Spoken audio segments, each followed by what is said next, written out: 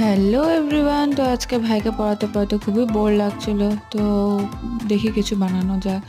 তো ঘরে পাস্তা ছিল, চলো আজকে পাস্তাই বানানো যাক। প্রথমে পাস্তাটাকে সিদ্ধ করে নেব, আর এদিকে টমেটো, ক্যাপসিকাম, বাঁধাকপি, পেঁয়াজ, আলু, ধনেপাতা কেটে নেব।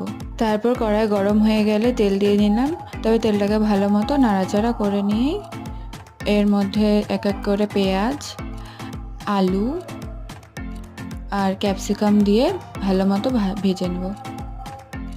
এরপর বাঁধাকপি দিয়ে নাড়াচাড়া করে একটু ভাজা ভাজা হয়ে গেলে টমেটো আর ধনেপাতা দিয়ে ভালো মতো ভেজে নেওয়ার পর পরিমাণ মতো নুন দিয়ে নেব।